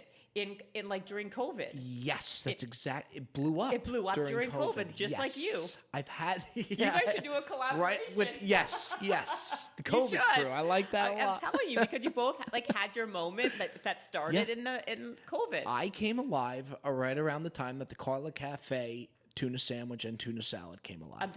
I'm telling you, you have to try that salad. It is. Like amazing. See, I've had the sandwich. I got to try the salad now. Yeah, are you worried about the mercury in that salad? So you and I have the same thing. I'm obsessed with tuna. I love tuna. Of course you are. Love it. And so I have to back myself. I would eat it every day if I could. So now I only will let myself once or twice a week, and that's, by the way, way too much. You should only eat tuna once a month. Are you serious, yes, Jen? Yes, but I love it too much. Yeah, that's a problem. But I don't drink, and I don't do this, and I don't do that. Like, you can have a vice here and there. Right. You know what I mean? Yeah. I mean, if tuna is your vice, you're doing A-okay. I think I'm doing okay, right? Yeah, you are. I mean, it's not bad, right? For sure. I could do worse. No. Right? You're doing A-okay. I'm doing okay. Okay, so you have your sandwich. Have my sandwich, and then it's a lot of Bob Does Sports calls with different. What time does it start? Like at 10 o'clock, 10:30? Even before breakfast. So after lunch, it's right away. It's just call after call after call. Yeah. Setting up where our next Bob Does Sports trip is going to be. Like, there's not a day that goes by where there's not phone calls, manager, different things like that, and then probably takes me about an hour, maybe a little over an hour for cameos. That's it. So you do 20 in an hour? Yeah, maybe it'll probably go. Shouldn't say an hour. It probably goes a little bit over an hour, but I'm so used to doing them now that in a rhythm. I can mow through them pretty fast. And then each cameo I do, it's like a 45 seconds a cameo. So I do mow through it. I take a little bit of a break Jeez. here and there, but That's crazy. Yeah. That's like a great revenue stream, though. it's amazing. And the fact that you were number one on Cameo is so wild. crazy. We make a thing out of it too, like with the fans, that like they try and push me to get to the number one on Cameo, and as ridiculous as it is, like I kind of make a spoof out of it, but they like love it to where like when they book the Cameo, they feel like they're really helping. which they are, they definitely are. They are. How did you get your audience, by the way, so engaged? Like, did it like, I think it wasn't, like you said, it wasn't even, you didn't try, it just happened that way. Yeah, I just, you know what, I think that they can see, even like what you said, that like we're just kind of winging it. Like, yeah. I think they see that too. And they just like it. Yeah, and they like really appreciate it, that like we're not stuck up. We're very aware of how insane that this is a job for us. And I think that they're able to see that, and we have noticed that it is a very loyal audience, and more importantly, like on the internet today, like there's so many, no matter what you post, you're going to have people that are going to comment, that are going to be trolling you and stuff. If you look at Bob the Sports videos or Brilliantly Dumb or whatnot, there are so few bad comments in there to where we just have the best fans. They're so supportive. You meet them outside and like they're just the best. They're not annoying. Like they're awesome. Wow, that is amazing. Yeah, it really is. It's really, really cool, and we're definitely thankful for it. But yeah, like even like meeting them, like it's not even like it's so much fun to meet them. Like the interactions are great. Like it really is. It's really cool. And if you can even tell them how you're talking about it. Yeah, like it's just that it is that way. Okay, what do you have for lunch and your snacks? I want to know your food. So You're not getting away from this one. The amount that I Postmates is sickening. It's crazy. What a waste of money, by the way. For sure. Yeah. No doubt about it. Yeah. I wish, or even if I had a girlfriend that like my ex loved to cook. It was awesome. I love home cooked meals. Like we'd go to the grocery store. I loved that. Now that I'm single, Postmate 2 to 3 times a day. Yeah. What are you Postmating? Any and everything. Like, okay, what? Last night, I mean, this was kind of ridiculous. Well, so like sushi, but like last night, this is a wild Postmates order. I did Catch LA for Postmates, which my cousin thinks is the most ridiculous thing of all time. Wait, you Postmate Catch LA? Crazy move. I'm not happy about it. Yeah, I'm not happy about it at all. And it doesn't even do good sushi. The sushi's okay, yeah. No, Sushi Fumi. Have you been to Sushi Fumi? Love Sushi Fumi. That's my favorite. But the problem is, Jen, I know, the lineup. It's crazy. It's crazy. You can't make a reservation. You can't make a reservation. You don't understand. First of all, do you know how you have to be there at 5:45 or else you're just like, you're done? I know. Who goes at 5:45 for dinner? What time do you go to Sushi Fumi? So before, what I would do is I would have to like, literally, it would give me like agita and anxiety the day I know I'm going there, because I know I have to finish my day so early to get there on time. Yeah. To get in. Yes. So I would say I would get there around like, I used to be able to get there like 6:18. Okay. And like I would like kind of give the guy a little bit of money. Of course you did. You know the game. Yes, you know the game. But now only one guy can take the money. So if you're not there before, you're screwed. So now I don't even go there unless I know I'm going to get there around 5:45. But like, he gets there at 5:45. I know. And then even you get there at 6:18, like you get there, which if you say you're getting there at 6:18, you get there at 6:18 because you didn't say 6:20. I did not say 6:20. You said 6:18. You know why I said 6:18? Because it's not because of me. Because if you wait, those extra 2 minutes will make you wait in line for 45 minutes. Crucial. It'd be crucial. As I'm walking up to the door, I see a whole like herd of people going to put their names down. That's what happens. I know, and it's such a good sushi spot. It really is. It's amazing. It's a shame. What's your other sushi spot? Okay, so I found this other place. I'm going to shout them out. It's called Suri Sushi on Melrose. Sure. Never heard of it. It's very good. And a lot of people, when they can't get into Fumi, now they know go go there. And it's really good. Now, sushi's healthy, right? Well, no. I mean, anything. Oh, geez, Jen, you're it depends on what you're eating. What are you eating at sushi? What do you get at Fumi that you like? I mean, I don't get this at Fumi, but I love the Philadelphia roll. Oh, well, come on. I know, because it's kind of like a big one. That's exactly right. I know. I knew when I said that it was going to be. Yeah, it really is. It's I love like a Philadelphia lox and cream cheese sandwich. Yeah. That's why you like it. Oh, That's hilarious. Yeah. Right. I don't get that. You know what I love? I love the albacore with fried onions. Now, that is healthy, right? Well, besides the fried onions, but that's okay. I mean, and also so much sodium in there. Like, listen, it's not great, all the parasites and raw fish, people assume that sushi is healthy. It's a farce. It's like Subway. People think it's healthy. They do. But it's not really healthy. Sushi, then, if that's the case, that's the biggest. Every time I think I'm eating sushi, I think I'm eating healthy. Well, like if you went and got just sashimi, it's clean. Yeah. But is it healthy? I mean, it's healthy.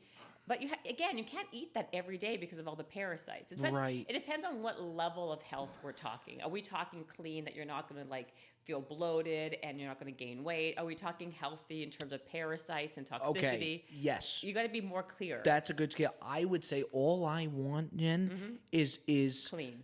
Is clean. Yeah. I just want to be look somewhat fit. Yeah, you look good now, by the way. Do I? Yeah, I appreciate that. You look like you're getting fit. Thank you so much. Yeah, I'm definitely trying. That outfit really works for you. Beautiful. Yeah. Whenever you want to have me back on, I'm here. I'm enjoying this. I want you to be a regular. Maybe you can be like a series regular. Shit, I might co-host it. I'm telling you, you should. My downloads would like spike. I'm telling you, you can have this as part of your whole umbrella. It will be like Bob Does Sports. I'm in. Breezy Golf. Whenever you want me. And Hustle. Yeah. Like you could have a whole litany of stuff under your name. I just made myself the co-host. I just turned myself. I'm talking. Maybe you could come like once every 6 weeks. Sure. And we could do like a solo together, like for 20 minutes. Yeah, I'd say the word. And we could do reviews of food or of whatever. Yeah, you are a foodie, huh? I love. I'm really an obese person stuck in not stuck in a normal person's body. The only thing that I will say though, I would be very curious. Okay, what's your cheat meal? There's no way your cheat meal is actually probably my healthy meal. No, it's not. I'm telling you, this is the truth. I am obsessed with food. I think about food all the time. Me too. It's in my brain. Even while I'm talking to you, I'm thinking about it now. I'm thinking about it right now. Yes. Yeah, I'm having sushi tonight. I'm thinking when can I go to Sushi Food? Yeah. Am I gonna be able to go again soon? 6:18. Where should I have it? I won't. But I'd be able to get there by 6. I'm this is what I'm thinking about in my head. I don't blame you. And if I allowed myself, I would have French fries, pizza. I would have bagels and cream cheese all the time. I would have all of the shit all the time. But I've basically disciplined myself to a place where I won't allow myself, because I've created parameters for myself, that I won't allow, that will now stop me from doing it, because I don't like the after effect. I don't want to feel gross. That's the thing. I want to fit into my clothes. Yes. You know what I mean? So I've now created these parameters so that doesn't happen. Isn't that crazy too? Terrible. Football Sundays. I'd be Fat Perez. Yeah, probably. I would be her female Fat Perez. It's crazy though. Even on football Sundays are really when I go nuts, food-wise. But then by the end of the day, mentally, I feel almost depressed in the sense of A, football's over, but B, I ate so shitty that I feel just awful about myself. You know what I mean? Right, and it becomes really a psychological thing. Yeah. Where you beat yourself up. 1000%. It's terrible. Or even the next morning, I don't get the same workout. I don't get as good of a workout in. Last night I ate healthy, so this morning I got a great workout, and you feel. And again, I'm not a big health nut by any means, but I've noticed a lot of this stuff. Yeah. You've conditioned. Well, what happens is you conditioned yourself now to feel a certain way, and when you're off kilter, that's when you feel it even more. Yeah. So for me, my life has been, not most of my life, I know you don't know my background that much, but I've written a bunch of health and fitness books. I have lots of DVDs. I've created fitness companies. This is what I do. And so for me, I live and breathe it so much, because I'm addicted to the feeling of what happens after. You know what I mean? Not the workout alone. It's the feeling after and all the accoutrements that come with it. So do you not look forward to working out?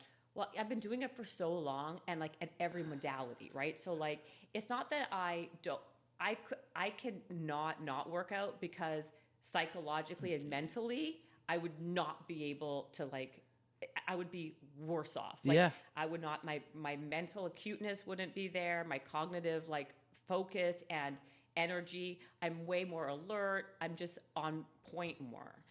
That's for me, it's become way more mental than it has physical. But then also physical, I feel gross. I need to sweat multiple times. For me, I like to be active. I don't like to sit and like be stationary. Yeah, you start to sedentary. mentally just you get in your head and like. Oh, it's awful. The thing I worry about is now I got you eating this tuna wrap to where I'm going to damage your day. You're not going to damage my day because it's not, I mean, if it's a wrap, I can do that. Like the wrap is not bad. You have to. I'm going to be so curious for what you say about that. I'm telling you, I think if it's at Joe's Juice, whatever, it can't be that bad because it's like supposedly a healthier. The mayonnaise thing bothers me though. Because you're right, it probably does have a lot of mayonnaise in it. It probably does, but it depends what kind of bread it is and how often you're doing it. I would personally like to see you doing more like egg scramble, like a turkey scramble, maybe an egg scramble. I can get behind that. Like in the morning, I would see that. Do you know what I want that I would spend money for on no problem, but I have not been able to find a good one. All of the ones, the food is not good. If I would pay top dollar for a meal prep service. There's a million of them. But every one that I've had, the food isn't good. Right, or it gets sick. You get like kind of like sick of it after Yeah, like 2 days. It's not a good mix, and like that's true. There's a lot of other. I have a guy. Do you know Don? Have you ever heard of a guy named Don Saladino? No. Okay, so he's this guy that is like a trainer to like he basically trains superheroes. Like he does like Ryan Reynolds for all the Wolverine. He's a friend of mine who I adore. He lives in New York, and he started he has a food line now through this other company that he's very involved with or he owns, or I'm not 100% sure of the deal, but he sends me stuff from that food thing. He had these mud bowls that were like protein, like overnight oats. Yeah. So amazing. See, that's what I need. I'm telling you. In the worst way. You need something like that. You need like a real situation where you're gonna take your health and your fitness to the next level. You have to, but nutrition is 90% of it. Like fitness will get you so far, and then if you're not eating like on point, I'm not saying you got to be clean all the time. I'm not saying that, but you have to be at least like nutritionally, like eating the right macros, eating the right fats, eating the right, you know what I mean? I think if me and you did a deep dive, which we kind of just did, you'd be pretty sick over what I'm eating, and you probably are because we kind of just did do a deep dive. I mean, on you're going to sushi and having a Philadelphia roll. I mean, that's not exactly. And it's kind of disrespectful to the sushi place to get the Philadelphia roll. Well, you know what I feel like. Yeah, like why? Number one, not to them. It's like you're the idiot for getting it. But that's correct. Why would you think you're going all the way to Fumi, standing in that line, and then getting that? Like you can get that at like any cheap sushi place. I think it's what you said, which really hit me was true. It reminds me of a bagel. Yeah. So and like I love bagels so much that's probably why I'm getting the Philadelphia roll. That's why we have to like restructure your food. I know, just some tweaks. I just want to be in a position where I'm fit. I can afford to have a cheat meal here and there, and I don't need to be some, I don't want to be too shredded. Just not too shredded. Well, I'll tell you the good little trick. What I do is I put my first meal, which is breakfast, on autopilot. So I never think about that. I always have the same breakfast. That way, it's not something that I'm like craving, thinking about, and that gives me a lot of room. I like that in my day, so I can like have like the dinner I want or the lunch I want. So so in the morning, I'll always have eggs and grapefruit. Before or after you work out? Before, because I get nauseous if I'm working out. Like I get nauseous if I'm like if I'm not eating, I'll get nauseous. Right. Yeah. And so if I drink coffee and then I'm not working out as hard, and all the research has shown, and people can say one thing or the other, and there's people who are on both sides. There's almost zero difference if you eat before or you don't eat before. Because people are like, oh, fasted cardio, and then you can burn the fat. Right, there's you hear a different thing every day. It's not.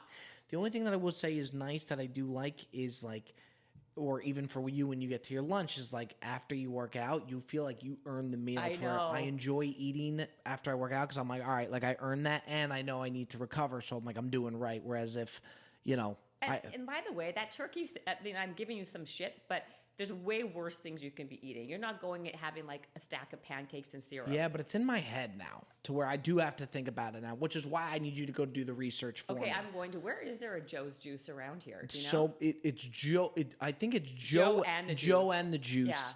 Yeah. The one I go to is off La Cienega. On, I can't think of where it is, but there's so many. They're across the board. So you just type in Joe and the Juice, you're going to find a Joe and the Juice. I think there's one on Melrose. I know there's ones on that side of town. I'm trying to think around here. Another thing, do you ever drink like shakes or greens or superfoods? There's a company that sponsored us that sent me something, and I loved doing it, and I finished it, and I forgot to just ask them for more. Athletic Greens. Athletic Greens. They're one of my sponsors on this podcast. They're really good. You should be. I really liked it. This, by the way, and give it to them. Yeah, that you actually there like we go. It. You got yourself a deal. You look out for me. Listen, we're gonna clip this. I like that. Athletic Greens. Do not say I don't do anything for you. We have Bob Does Sports on here. I love it. And he just said that of all the greens, he's drinking yours and he loves it. So use this clip on your social media. And now here's the thing. Maybe I'm ruining it all, but I always wondered with those green juices, like obviously we'll edit this part. Yeah. Like I always wonder because I feel like I have the Athletic Greens. I feel so good after it. I always wondered if it's just like in my head that I'm feeling so good because I know I'm putting such good stuff into my body, or if physically I really do. You know what I mean? Of course I know what you mean. I'm going to tell you a little. Yesterday on the podcast, I had this guy. Do you know who Lane Norton is? Mm-mm. He goes by BioLane. He's really popular on social media. Like I think 1 million followers, like something a lot, right? Yeah.